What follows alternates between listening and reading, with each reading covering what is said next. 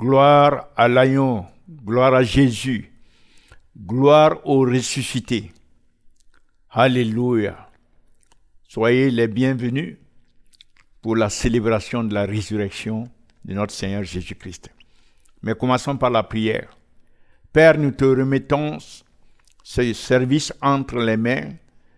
Nous savons que tu as déjà tout accompli avant même de commencer avec nous.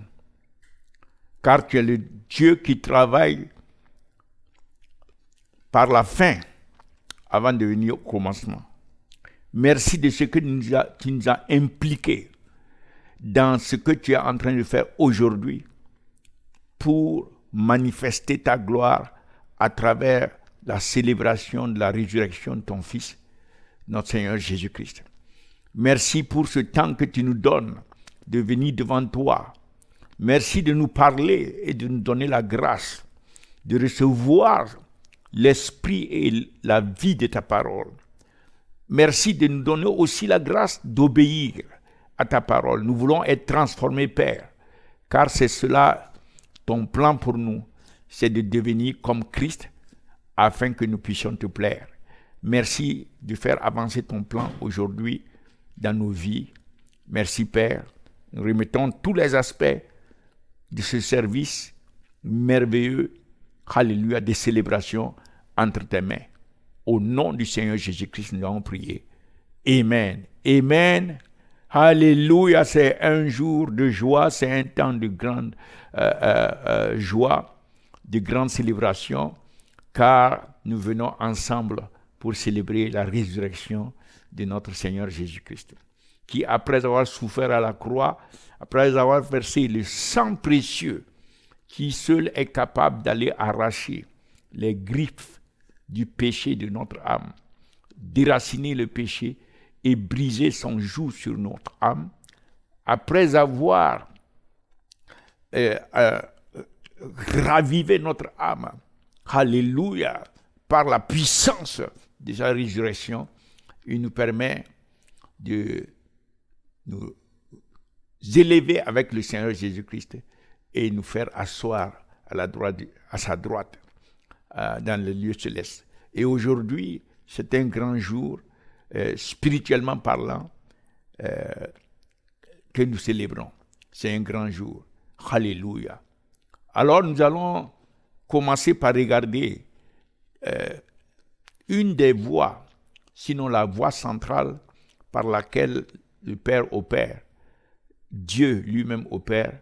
Il opère en fonction de son caractère.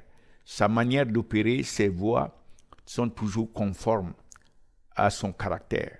Il n'y a pas de contradiction entre la manière dont Dieu opère et sa nature, son caractère. Il est saint et ses voies sont saines. Et ses desseins sont saints. Alléluia. Donc, Dieu opère toutes choses selon le conseil de sa volonté. Nous voyons cela dans Éphésiens chapitre 1, verset 11. Nous voyons, en lui, nous sommes aussi devenus héritiers. En Christ, nous sommes aussi devenus héritiers, ayant été prédestinés selon la résolution de celui qui opère toutes choses d'après le conseil de sa volonté. Le conseil de sa volonté. Dieu opère toutes choses selon le conseil de sa volonté. Afin que nous servions à la louange de sa gloire, nous qui d'avance avons espéré en Christ. Alléluia. Gloire à Dieu. Gloire à Dieu. Donc nous voyons, si nous voyons Dieu s'impliquer dans quelque chose, c'est que cette chose est conforme au conseil de sa volonté. Il ne fait rien, il fait toutes choses selon le conseil de sa volonté, y compris la résurrection de son Fils. Et je dois même dire, à combien plus forte raison, la résurrection de Christ est opérée selon le conseil de sa volonté. Alors, donc nous comprenons d'avance que ce qui se passe, surtout au niveau de la résurrection de Christ, c'est Dieu qui est à l'œuvre. Le Père, le Fils et le Saint-Esprit, c'est eux qui sont à l'œuvre pour accomplir le conseil de leur volonté. Nous avons déjà souligné en d'autres occasions que la gloire du Père, qui est le Saint-Esprit, la manifestation du Saint-Esprit, selon Romains 6, verset 4, a ressuscité Christ.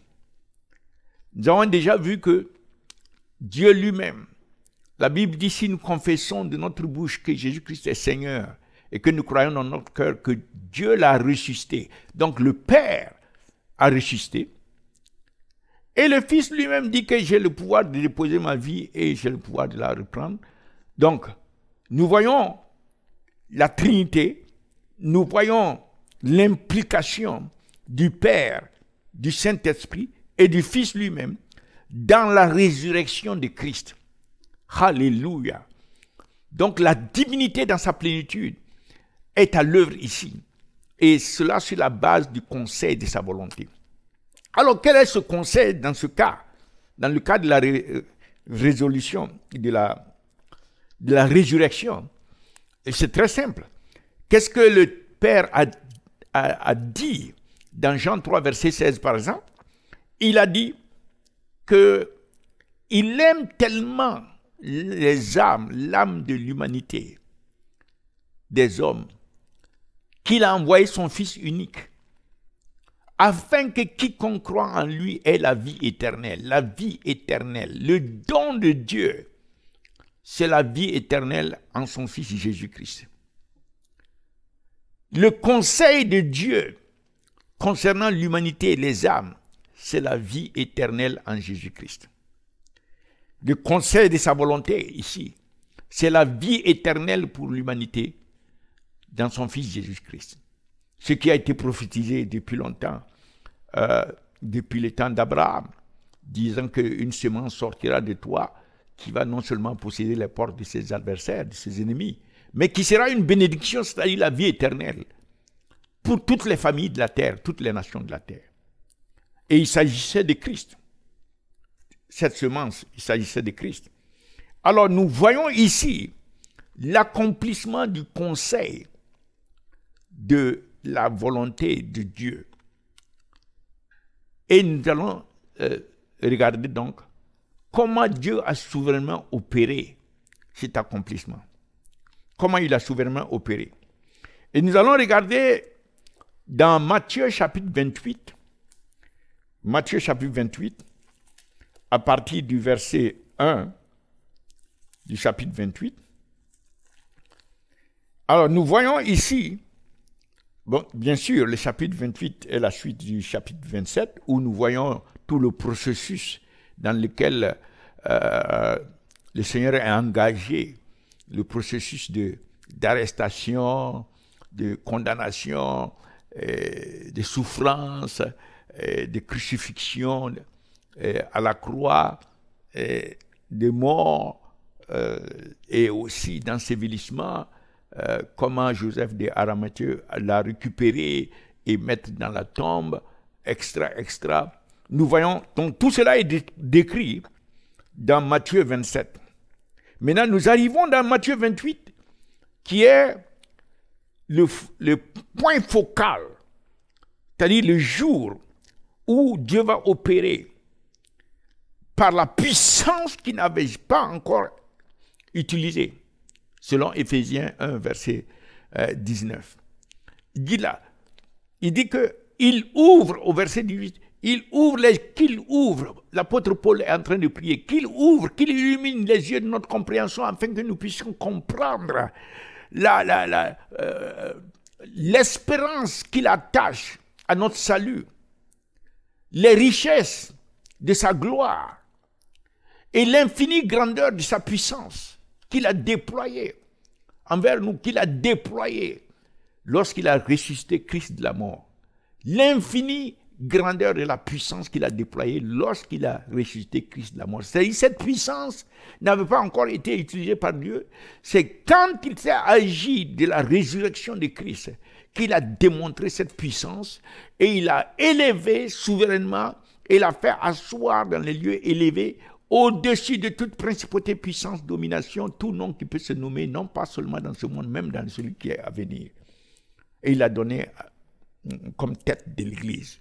Alors, nous voyons ici comment Dieu est à l'œuvre souverainement pour ce point focal de la résurrection, le jour et même l'heure, les quelques heures où la résurrection va être opérée. Après, bien sûr, nous sommes dans le 3e jour, et dans le verset 1, il dit, verset 1 à 5, après le sabbat, bon, donc ce n'était pas le jour du sabbat, c'est après le sabbat, à l'aube du premier jour de la semaine, à l'aube du premier jour de la semaine, donc c'est ce premier jour de la semaine qui se trouve être le dimanche, le sabbat étant le samedi. Donc le dimanche, c'est le jour où Christ va être ressuscité. Et c'est normal que l'Église, les croyants, ceux qui croient en la résurrection, viennent le dimanche pour célébrer la résurrection de Christ. Parce que certains disent, ah, c'est le samedi, le sabbat, c'est ce jour qu'on doit se réunir. Pourquoi l'Église se réunit le dimanche, etc. Ils ne sont pas dans la même logique, le judaïsme. Nous sommes dans une logique autre. Et il s'agit là de célébrer ce que Dieu a fait dans son Fils ce jour en le ressuscitant de la mort, et nous venons ensemble pour nous souvenir et célébrer sa résurrection. Nous venons dans sa présence, nous venons pour l'adorer comme les dames l'ont adoré lorsqu'ils l'ont rencontré pour la première fois. Nous allons voir cela. Pour l'adorer, pour écouter sa parole, pour qu'il nous bénisse, qu'il nous fortifie, et pour être ensemble en tant que famille de l'Éternel et grandir dans sa grâce. Et ensuite, être équipé pour aller le servir dans le monde, de témoigner dans le monde. Donc ce jour est un jour spécial, et ce jour-là, c'est le jour du dimanche, après le sabbat. Donc voilà les dames qui vont au sépulcre. Ils allèrent voir le sépulcre. Voici, il y eut un grand tremblement de terre, car un ange du Seigneur descendit du ciel et vint rouler la pierre et s'assit dessus. Alors, il y a eu un grand tremblement, un ange est venu.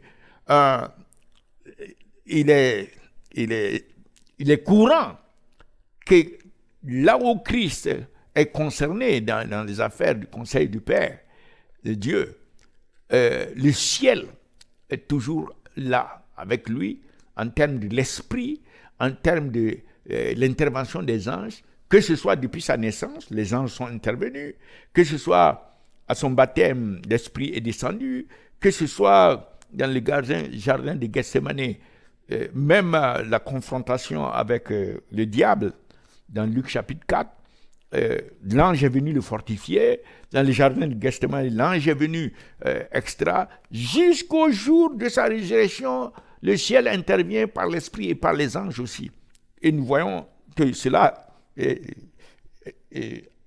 arrive aussi aujourd'hui, ce jour-là de sa résurrection. Donc l'ange est descendu en puissance, il vint rouler la pierre. Son aspect était comme l'éclair.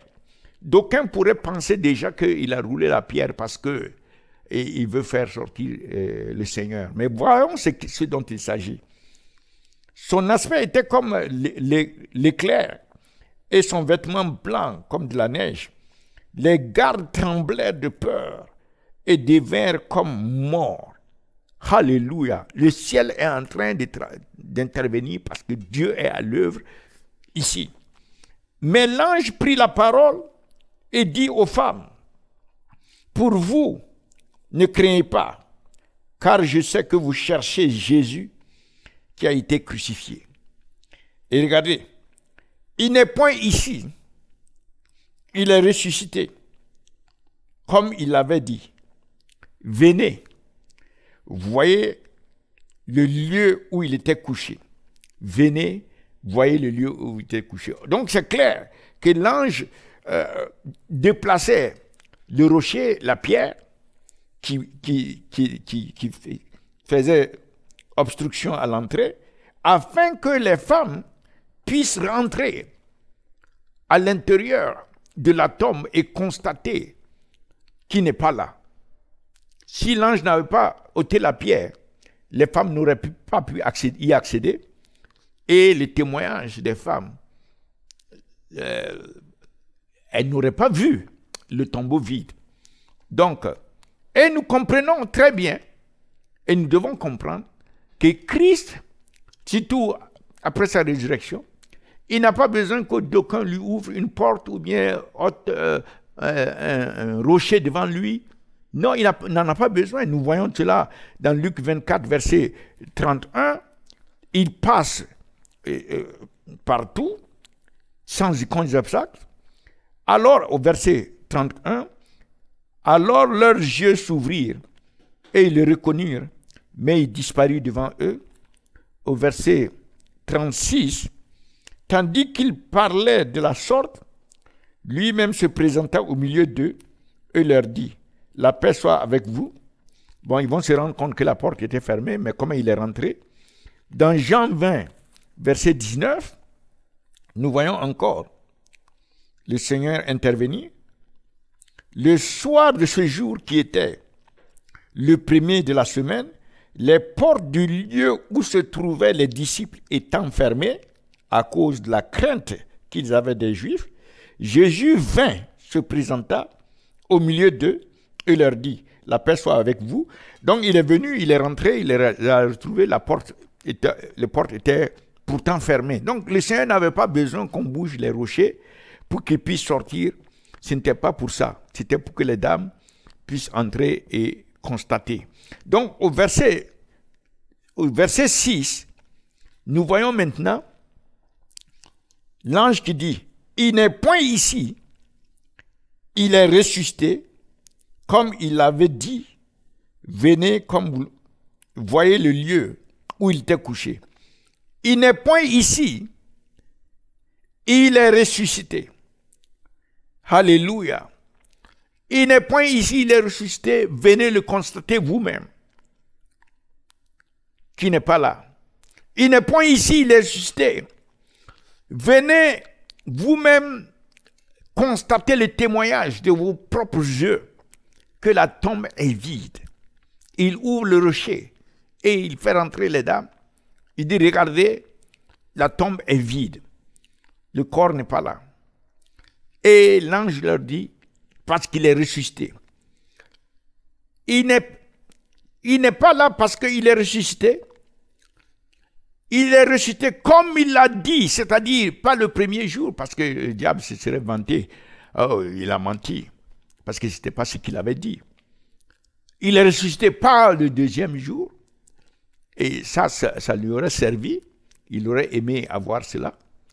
Il est ressuscité pas le quatrième jour, parce que s'il pouvait empêcher le troisième jour, il l'aurait fait.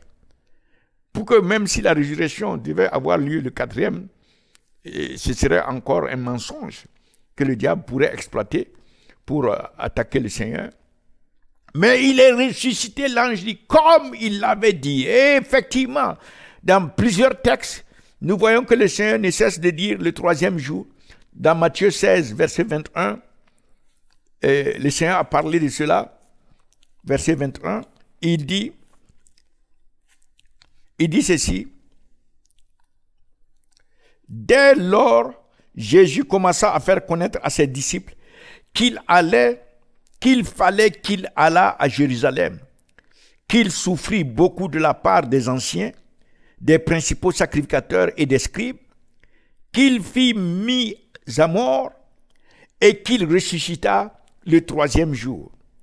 Dans tous les passages où le Seigneur a parlé de sa résurrection, il a mentionné le troisième jour. Il n'a jamais dit ni le premier, ni le second, ni le quatrième. Ce que le diable aurait souhaité imposer, si c'était possible. Mais là, ce n'est pas possible parce que Dieu lui-même est à l'œuvre pour accomplir son conseil. Donc, nous voyons que le Seigneur, répétitivement dans plusieurs versets, Matthieu 17, 23, Matthieu 20, 19, Marc 9, 31, Marc 10, 34, Luc 9, 22, Luc 24, 46. Dans tous ces versets, le Seigneur parle de sa résurrection le troisième jour. Et c'est ce qui est en train de se passer. L'ange a dit, il est ressuscité comme il l'avait dit. Ce n'est pas tout d'être ressuscité. Il fallait que ce soit conforme à ce qu'il avait dit. C'est-à-dire le troisième jour. Oh, gloire à Dieu. Que c'est cela exactement qui est en train de se passer. Il a dit, j'ai le pouvoir. Et cela veut dire, le moment que je veux être ressuscité, je décide d'être ressuscité, selon le conseil de la volonté de mon Père, c'est ce moment-là que je me lève. Alléluia. Donc, nous regardons maintenant le verset 7. Regardez ce qui se passe au verset 7. Les premiers évangélistes sont des femmes. L'ange alors les envoie, il dit, et allez promptement dire à ses disciples qu'il est ressuscité des morts, et voici, il vous précède en Galilée. C'est là que vous le verrez. Voici, je vous le dis. Donc, les dames ici, Marie de Magdala et d'autres Marie, doivent aller annoncer la bonne nouvelle de la résurrection de Christ. C'était les premières personnes qui devaient aller, en quelque sorte, évangéliser, parler de la bonne nouvelle de la résurrection de Christ. C'est cela qui fait la clé de la bonne nouvelle en Jésus-Christ, c'est la nouvelle de sa résurrection. Bien sûr, de son incarnation, sinon il n'aurait pas pu être mort et ressuscité. Alors, verset 28, verset 9, au verset 9 du chapitre 28, et voici, Jésus vint à leur rencontre et dit, je vous salue. Elles s'approchèrent pour saisir ses pieds, et elles se prosternèrent devant lui. Elles sont en train de l'adorer. Elles ont reconnu la divinité de Christ, la Seigneurie. Elles le reconnaissent comme Dieu, et elles sont en train de l'adorer. Alléluia. Oh, quelle révélation. Quelle révélation. Que le monde ait la révélation que Jésus-Christ est Dieu, et que le monde adore le Seigneur de gloire. Alléluia. Le Fils de Dieu est Dieu. Alléluia. Et nous allons voir comment Thomas va obtenir cette révélation par la suite. Alors, au verset 11, du verset 11 à 15, nous regardons comment Dieu est à l'œuvre pour accomplir le conseil de sa volonté en ce qui concerne la résurrection de son Fils. Verset 11 à 15. Pendant qu'elles étaient en chemin, quelques hommes de la garde entrèrent dans la ville et annoncèrent aux principaux sacrificateurs tout ce qui était arrivé, ceux qui étaient à la tombe, les gardiens qui étaient là, que le diable avait fait placer à travers les scribes, les religieux et tout ça, les pharisiens. Donc, ces gens ont couru pour aller annoncer aux principaux sacrificateurs ce qui s'était passé à la tombe là-bas. Ceux-ci, après s'être assemblés avec les anciens et avoir tenu conseil, le conseil des anciens contre le conseil de Dieu. Le conseil de la volonté de Dieu rencontre toujours le conseil du diable à travers ses serviteurs. Là, nous voyons les deux conseils qui vont se confronter. Parce que les anciens, ils vont tenir un conseil satanique, donner aux soldats une forte somme d'argent, la corruption, l'esprit de manipulation, la sorcellerie, pour essayer d'étouffer la bonne nouvelle de la résurrection de Christ. C'est-à-dire qu'il y a une sorte de reconnaissance que Christ est effectivement ressuscité, mais il faut tout faire pour empêcher cela. Il faut mettre ça sous les boisseaux. C'est ce que l'ennemi est en train d'essayer de faire, mais il ne va pas triompher. Au verset 13, en disant, allez en quelque sorte, prenez cet argent et allez annoncer autre chose que la réalité. Mais ils reconnaissent la réalité de la résurrection, telle que les autres sont venus annoncer, et ce que l'ange a fait avec les dames, et ouvrir, enlever le rocher, et il n'y avait rien à l'intérieur. En disant, dites, alors c'est eux, vous voyez, qui leur mettent dans la bouche ce qu'ils doivent aller propager. Dites, ces disciples sont venus de nuit le dérober pendant que nous dormions. Voilà les mensonges du diable pour essayer de combattre le conseil de la volonté de Dieu. Ça ne peut pas marcher. Le mensonge ne va jamais triompher. Le diable a tout fait contre la résurrection de Christ depuis plus de 2000 ans. Depuis le premier jour de la résurrection, regardez ça. Le diable essaie de tout faire, la résurrection. Et jusqu'aujourd'hui, à travers les siècles, et je peux dire les millénaires, nous sommes au 3e maintenant.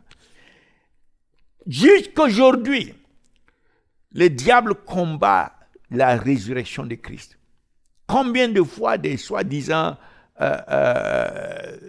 qui ont eu de nouvelles soi-disant révélations ou qui ont essayé d'aller en Israël faire des fouilles pour pouvoir combattre la résurrection.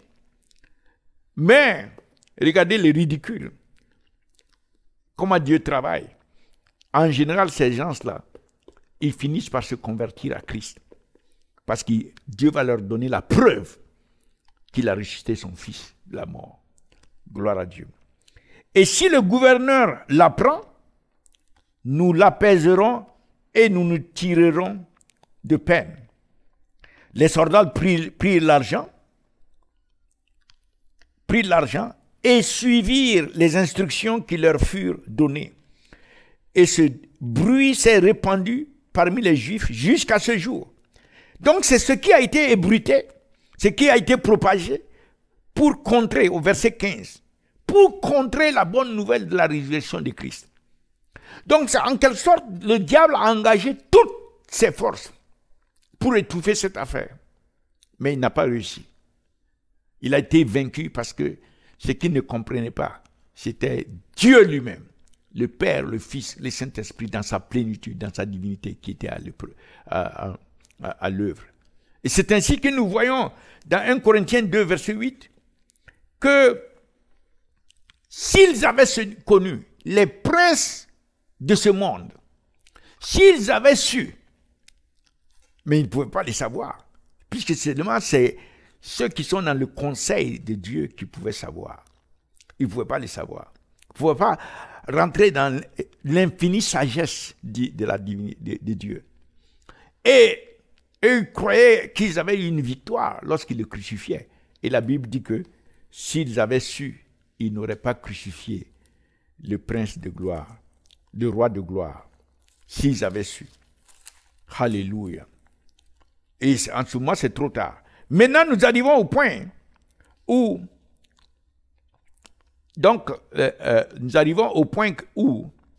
Christ étant ressuscité, il va rencontrer ses disciples. Alors, les 11 disciples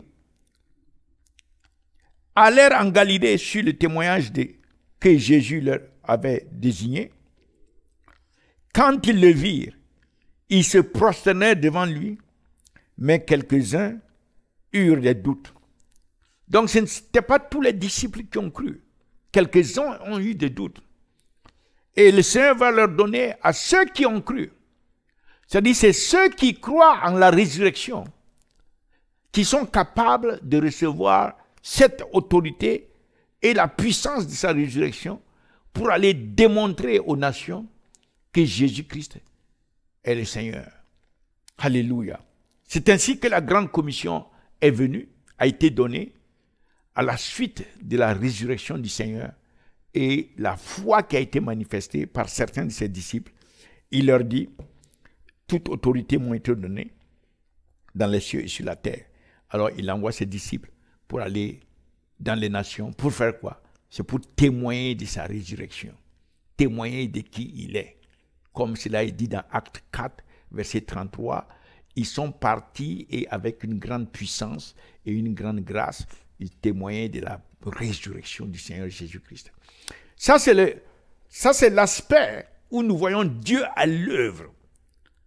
Et le processus est clair, les points focaux de la résurrection qui a été accompli. Et nous voyons le Seigneur. Et après maintenant la résurrection, Dieu continue de démontrer. Dieu n'a pas laissé cela juste par les faits historiques de ce genre dont nous venons de parler. Mais Dieu a renforcé tout cela en donnant des évidences. Ces évidences sont venues comme des apparitions de Christ. Tout de suite, nous donnons six cas.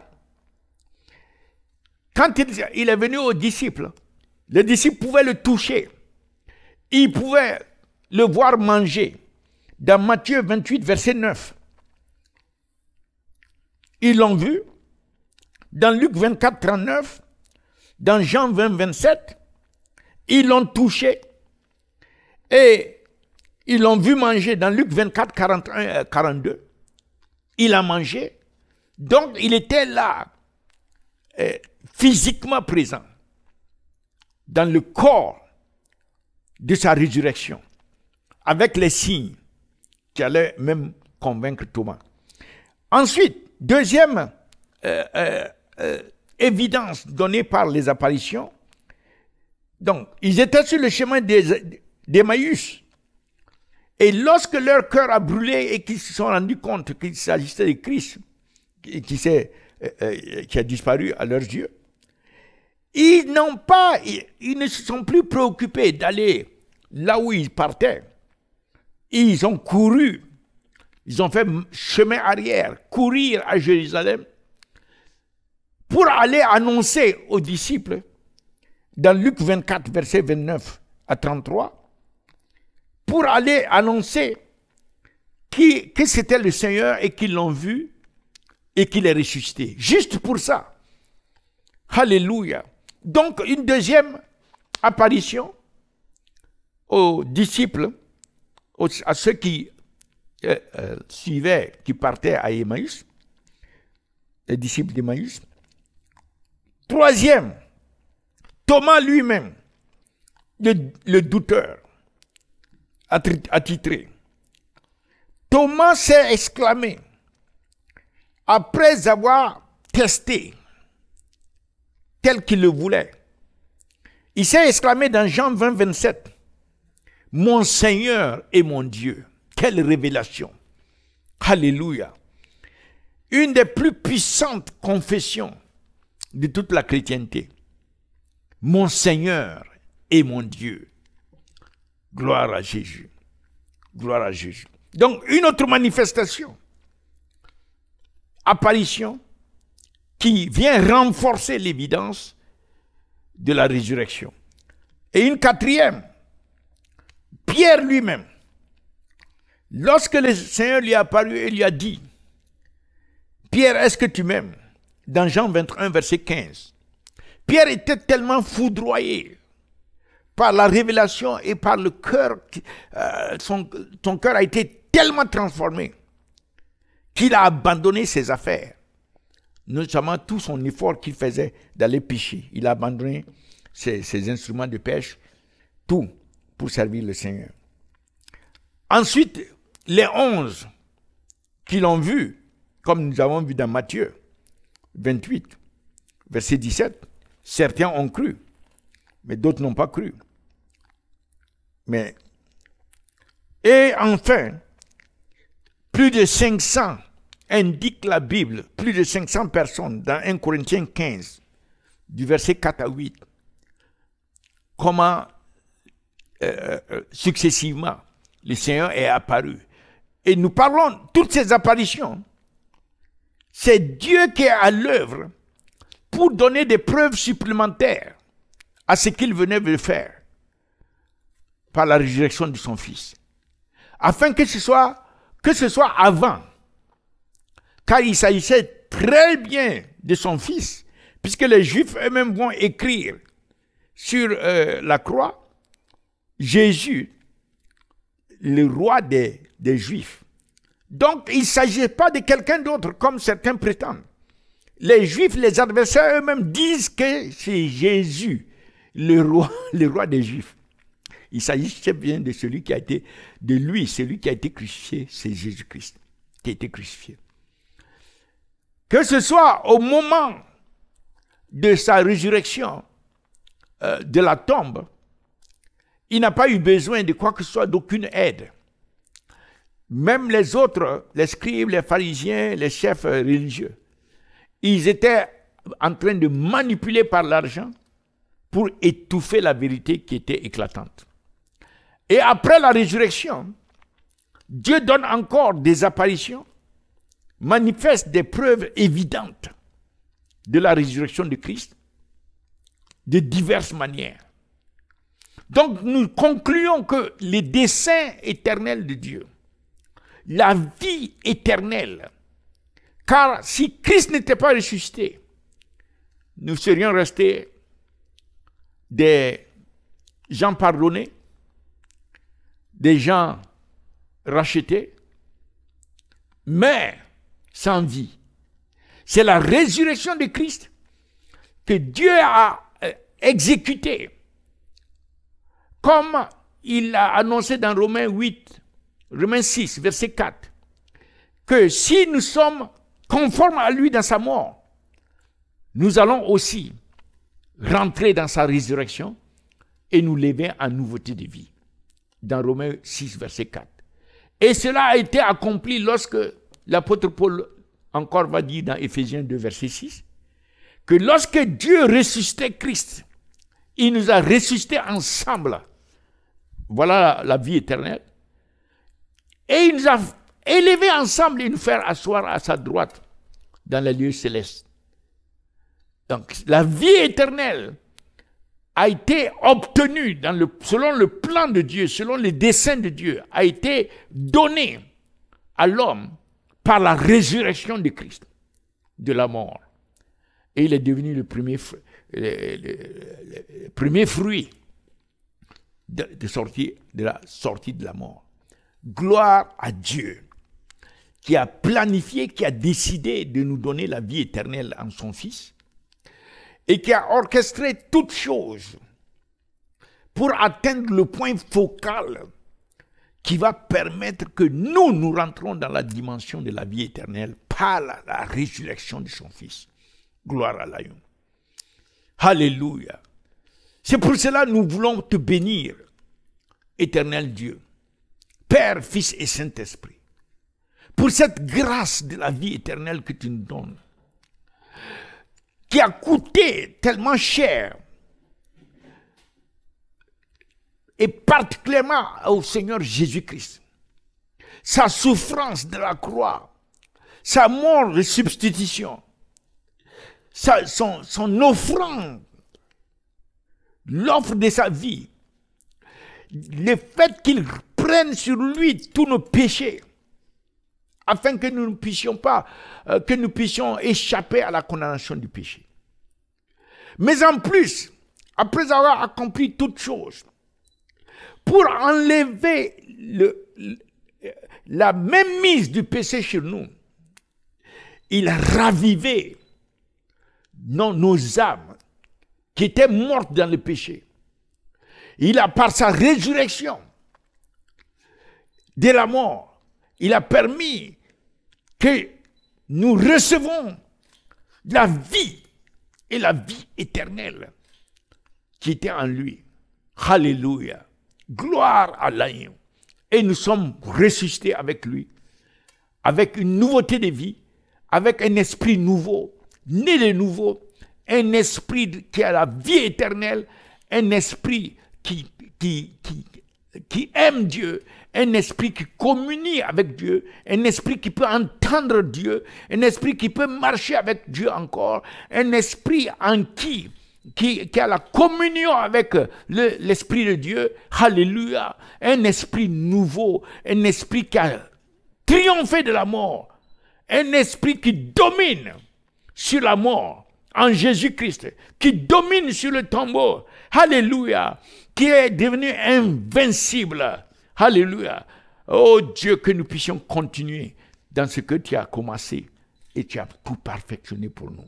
Alléluia. Merci Seigneur.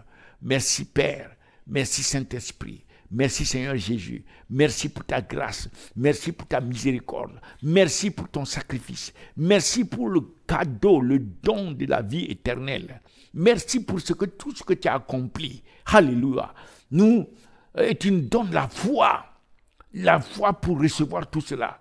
Merci de nous donner la foi Alléluia. Merci de raviver notre foi, de fortifier notre foi, afin que nous puissions recevoir tout cela. C'est toi qui opères toutes choses. Et tout cela par ta grâce. Dieu de toute grâce, reçois toute la gloire, reçois tout l'honneur, reçois toute la louange. Que ta gloire remplisse non seulement les cieux, mais remplisse aussi la terre. Merci Seigneur. Au nom de Jésus-Christ, nous avons prié. Amen. Amen. Amen. Gloire à Dieu. Nous voulons maintenant donner cette chance à ceux qui veulent donner leur vie au Seigneur Jésus-Christ. Dites seulement avec moi, Seigneur Jésus, je reconnais que je suis pécheur. Et si j'étais mort dans mes péchés, j'aurais été en enfer. Mais à cause de ton amour pour moi, à cause de ta grâce, tu es venu sur la croix, tu as donné ta vie pour moi. Merci Seigneur Jésus. Tu as payé le prix pour moi, tu as porté mes péchés. Aujourd'hui, je me repens de tous mes péchés et je te demande de me pardonner. Pardonne-moi et lave-moi par ton sang. Lave-moi par ton sang. Merci Seigneur Jésus. Je sais que Dieu t'a ressuscité de la mort le 3e jour et tu es monté en gloire. Tu es assis à la droite de Dieu le Père et tu es en train d'intercéder pour moi.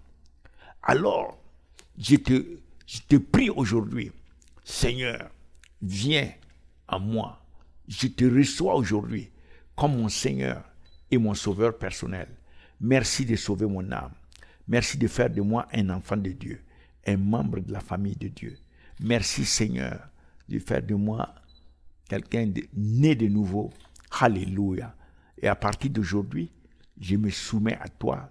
Je me soumets ma vie à toi. Et je te remercie de ce que tu continues de me fortifier, de me faire grandir dans ta connaissance, afin que je puisse te connaître davantage et te servir. Merci de me remplir de ton esprit. Merci de vraiment me transformer pour ta gloire. Que je devienne comme toi de plus en plus. Au nom de Jésus-Christ, nous allons prier. Amen. Amen. Amen. Amen. Amen. Gloire à Dieu.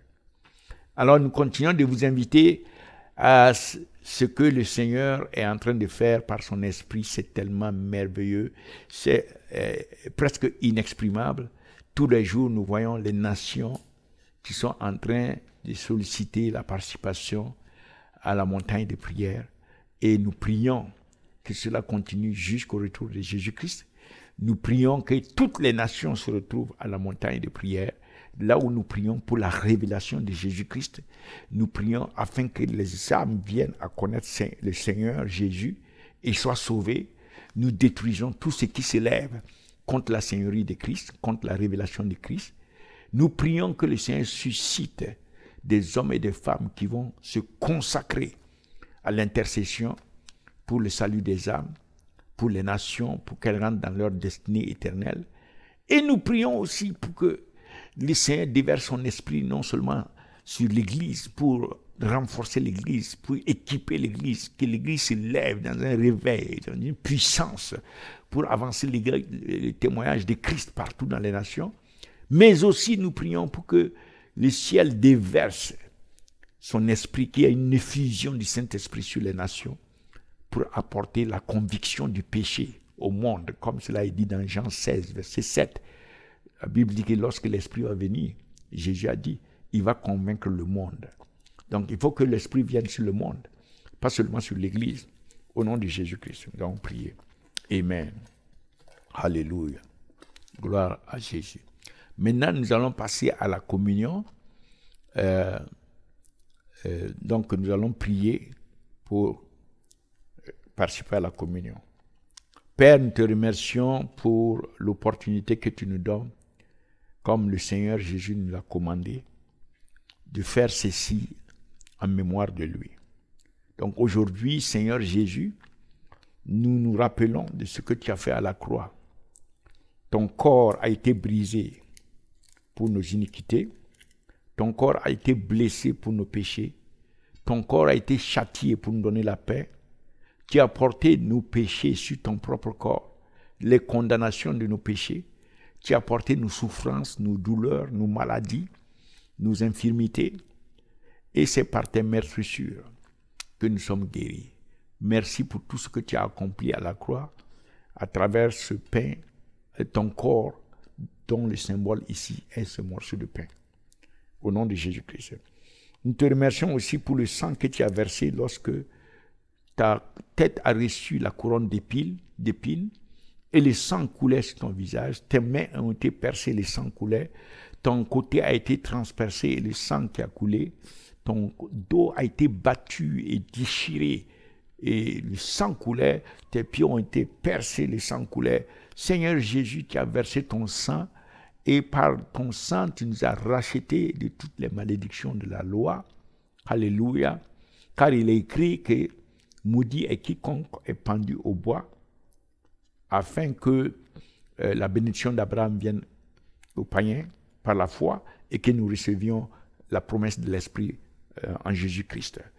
Merci pour le sang de la nouvelle alliance, qui a les meilleures promesses que les meilleures promesses. Le sang qui a ouvert les chemins pour nous pour entrer dans les lieux saints, car lorsque le sang a été versé, le voile s'est déchiré pour ouvrir l'entrée. Et nous pouvons venir maintenant d'une manière nouvelle dans le lieu saint des saints, par le sang de l'agneau, une manière nouvelle. Alléluia, nous a été offerte à cause de ton sang. Merci pour le sang qui nous donne la victoire sur les forces des ténèbres, le sang qui nous a réconciliés avec Dieu le Père, par lequel nous avons obtenu le pardon du péché, nous avons obtenu la justification, nous avons obtenu la justice, nous sommes devenus la justice de Dieu en Jésus-Christ. Alors, lorsque nous participons à ce pain et à ce vin et à ce jus qui représente le sang de l'agneau, nous prions que tout ce que tu as fait, Seigneur, à la croix, que tout cela soit activé encore, que tout cela se manifeste encore plus pleinement que jamais.